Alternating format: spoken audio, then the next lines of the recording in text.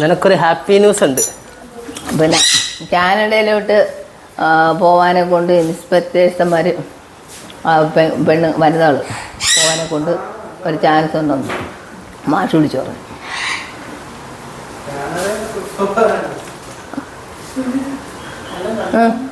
അത് വിശദമായിട്ടുള്ള കാര്യം ചോദിച്ചു അവനോട് ചോദിച്ചു. കാനഡയിൽ പോകണം.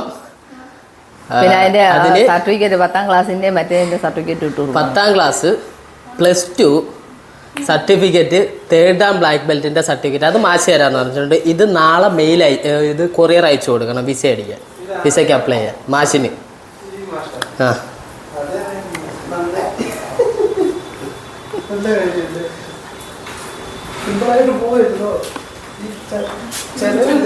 $1,50,000 ശമ്പളം, food and accommodation, lady instructor, personal training. അതിനുള്ള നിനക്കുള്ള ട്രെയിനിങ് മാഷ് തരും, എങ്ങനെ ക്ലാസ് എടുക്കേണ്ട കാര്യങ്ങളെന്നുള്ളത്.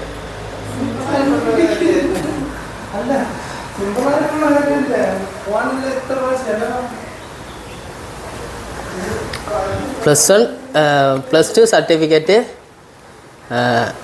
10ാം ക്ലാസ്സിൻ്റെ സർട്ടിഫിക്കറ്റ് നാളെ മെയിൽ കൊറിയർ അയച്ചു കൊടുക്കണം. മറ്റന്നാൾ അതവിടെ കിട്ടണം. ഒറിജിനൽ വേണം. എനിക്കറിയത്തില്ല ആ കാര്യം ഞാനും അവനും കൂടെ പറഞ്ഞു. ഞങ്ങൾ അതാ പറഞ്ഞുകൊണ്ടിരുന്നത്. +2 സർട്ടിഫിക്കറ്റ് നിൻ്റെ സാധനങ്ങൾ നീ സൂക്ഷിക്കണം. 1,50,000 രൂപയാണ്. 1,50,000 രൂപ ഒന്നിനും 1.5ക്കും അകത്ത് ഫസ്റ്റ് സാലറി കിട്ടുമെന്ന് പറഞ്ഞിട്ടുണ്ട്.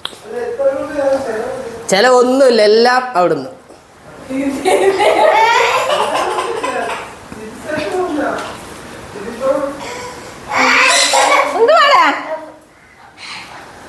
സർട്ടിഫിക്കറ്റ് എടു.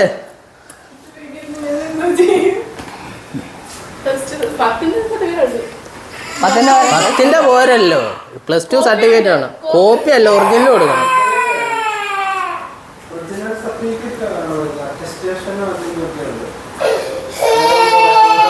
നാളെ കൊടുക്കേണ്ടുന്നതാ. മാഷിന് നാളെ അവിടെ കിട്ടണം സാധനം. അത് ഒന്നും ചോദിക്കല്ല, ഞാൻ മാഷിൻ്റെ അടുത്ത് കാര്യം പറഞ്ഞതാ. മാഷ് പറഞ്ഞ് ഒറിജിനൽ വേണമെന്ന് പറഞ്ഞു.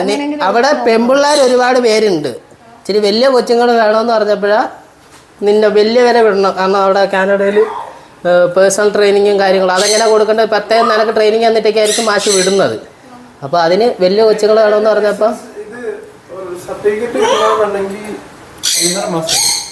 നാളെ സംഭവം കൊറിയർ അയക്കാൻ മാഷ് പറഞ്ഞിട്ടുണ്ട്. അത് സ്പീഡ് പോസ്റ്റ് അയക്കണമെന്ന് പറഞ്ഞേക്കുന്നത്. അപ്പം അത്ര അത്യാവശ്യം ഉണ്ടായിട്ടാണ്. ഒന്നും ചോദിച്ചിട്ട് കാര്യമില്ല. ഞങ്ങളെന്തോ പൊട്ടരോ? ഞങ്ങൾ വിളിച്ച് ചോദിച്ചിട്ടല്ലേ കാര്യം പറഞ്ഞേ. നീ എൻ്റെ റൂമിലവിടെ കയറി പോവാ.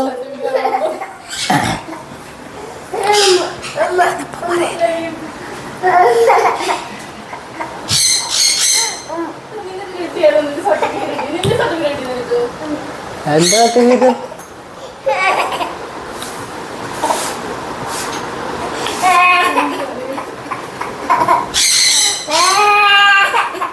നീ എന്റെ ഫയൽ എടുക്കണേ എന്തിനാ?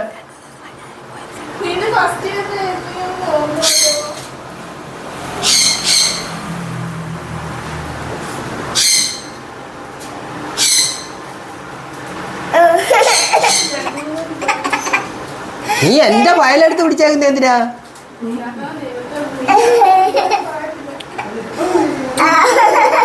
നീ എന്റെ റൂമിൽ കയറി എന്റെ ഫയൽ എടുത്ത് പിടിച്ചേക്കുന്ന എന്തിനാ? എന്റെ സർട്ടിഫിക്കറ്റ് എനിക്ക് കിട്ടി. നിന്റെ സർട്ടിഫിക്കറ്റ് ഒന്നും എൻ്റെ കയ്യിലില്ല.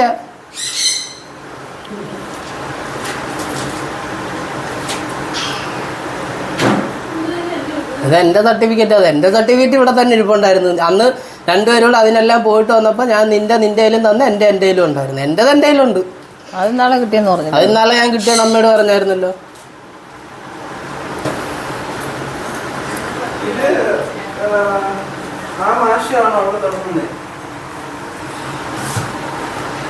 നമ്മുടെ ക്ലാസ് ഓൾറെഡി അവിടെ ഉണ്ട്.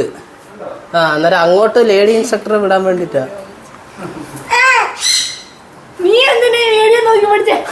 നിന്റെ ഇമോഷൻസ് ഫുള്ള് നമുക്ക് കിട്ടണം അല്ലേ അമ്മ? എന്റെ ഇടയ്ക്ക് ഫ്രാഷാമ്പൂട്ടി ഇന്ന് നോക്ക് കുരുട്ട്. അടിപൊളിയാണോ ദേവി ഈ ഒരു അവസ്ഥ? ഇത്രയും നല്ല ശമ്പളം കിട്ടുമ്പോൾ നിന്റെ സർട്ടിഫിക്കറ്റ് കിട്ടാതിരിക്കുന്നത് നല്ലല്ലോ. അടിപൊളിയല്ലേ? ആ മക്കളാ ഫയലെടുത്ത്, നീ ഇപ്പോൾ തുറന്ന ഫയലെടുത്ത്.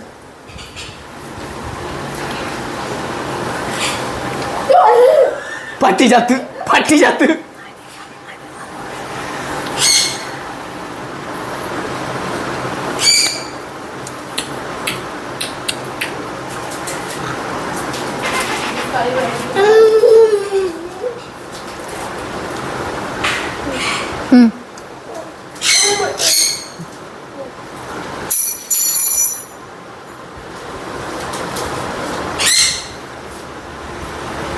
എൻ്റെ സർട്ടിഫിക്കറ്റ് ഇട്.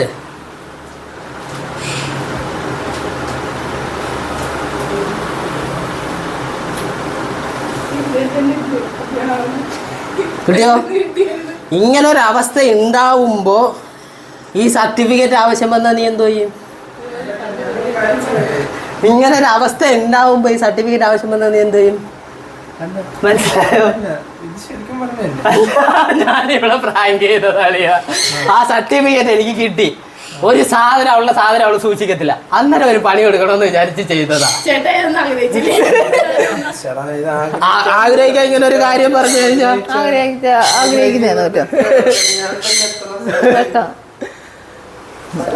ഇനിയെങ്കിലും അവനവന്റെ സാധനങ്ങൾ വൃത്തിയായിട്ട് സൂക്ഷിച്ചോണം. ഇങ്ങോട്ട് നോക്ക്. അല്ല ഇപ്പൊ ഗൾഫിലെല്ലാം പോവാം. അല്ല അവക്ക് എടുത്ത് വെച്ചേക്കണം. ഇതിവക്ക് ഒരു പണി കൊടുക്കണം.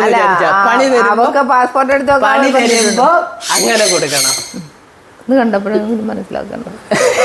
അല്ല അത് ഓൾറെഡി ഞാൻ വീഡിയോ എടുത്തപ്പോ അവള് വിചാരിച്ച് നമ്മള് കാര്യമായിട്ട് പറഞ്ഞതിന്റെ ആ ഒരു ഇതാണ്. അങ്ങനെ മോളെ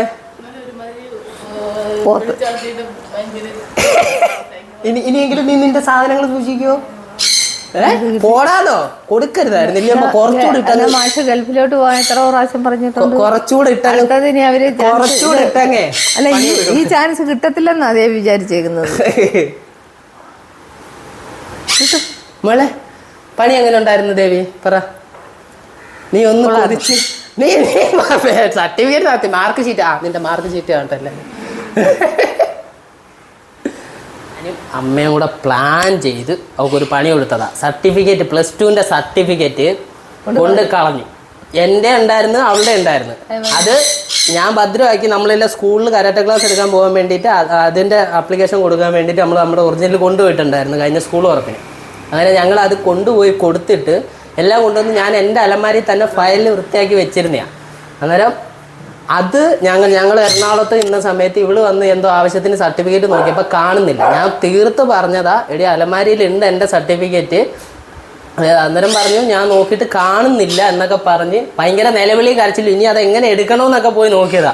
അങ്ങനെ ഇന്ന് ഞാൻ സർട്ടിഫിക്കറ്റ് തപ്പി സർട്ടിഫിക്കറ്റ് കിട്ടി. എൻ്റെ അവളുടെ ഒരുമിച്ചുണ്ടായിരുന്നു. എൻ്റെ ഒരു ഓർമ്മ അവളുടെ കൊടുത്തെന്നായിരുന്നു. പക്ഷേ അവളുടെ എൻ്റെ ഒരുമിച്ചുണ്ടായിരുന്നു. എൻ്റെ അലമാരി ഫയലിൽ തന്നെ ഇരിപ്പുണ്ടായിരുന്നു. അന്നേരം അവക്ക് സ്വന്തം സാധനം സൂക്ഷിക്കാൻ അറിയത്തില്ല. അന്നേരം അത് ചെറിയ പണി കൊടുത്തതാ, ഒരു പ്രാങ്ക്. ഒരു സാധനം നോക്കിയാലും കാണൂല, ഒരു സാധനം സൂക്ഷിക്കാനും അറിയത്തില്ല. അന്നേരം ചെറിയൊരു പണി ഞാനും അമ്മയും കൂടെ പ്ലാൻ ചെയ്ത് കൊടുത്തതാ. ഒരു എന്ത് പറയണ്ട കൊടുമുടിയിൽ കൊണ്ട് നിർത്തിയിട്ട് ഞങ്ങൾ തെല്ലി താഴോട്ടിട്ടതാ.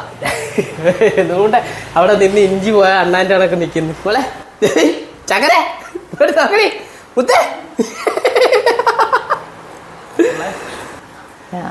എന്തൊരു പറയണ്ടത്. കിട്ടിയ പണിയോ അമണ്ട പണിയല്ലായിരുന്നു. അതിലൊരു വിഷമമുള്ള അനുമോനും കൂടെ ആളിയനൂടെ ഒന്ന് ചെറുതായിട്ടൊന്ന് സന്തോഷിച്ചു പോയി.